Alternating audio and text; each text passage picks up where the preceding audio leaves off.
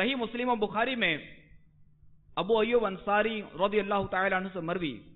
کہ رسول اللہ صلی اللہ تعالی علیہ وآلہ وسلم نے فرمایا آدمی کے لیے یہ حلال نہیں کہ اپنے بھائی کو 3 دن سے زیادہ چھوڑ رکھے کہ دونوں ملتے ہیں، ایک ادھر منہ پھیر لیتا ہے اور دوسرا ادھر منہ پھیر لیتا ہے، اور ان دونوں میں بہتر وہ ہے جو ابتداءً سلام کرے۔ امام احمد و ابو داؤد نے ابو ہریرہ رضی اللہ تعالی عنہ سے روایت کی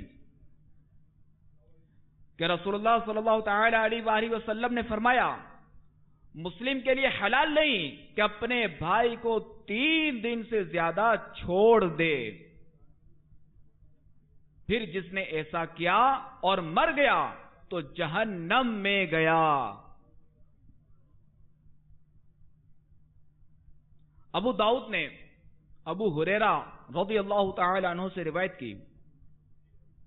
کہ رسول اللہ صلی اللہ تعالی علیہ وآلہ وسلم نے فرمایا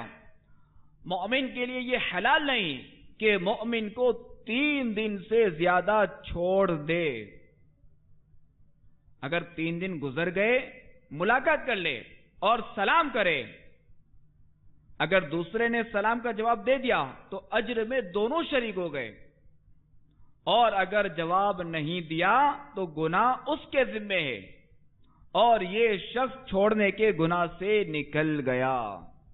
سرکار مدینہ قرار قلب و سینہ صلی اللہ تعالی علیہ وآلہ وسلم کا فرمان باقرین ہے تم لوگوں کی رائے کے مطابق چلنے والے نہ بنو، یعنی اس طرح کہ اگر لوگ بھلائی کریں گے تو ہم بھی بھلائی کریں گے،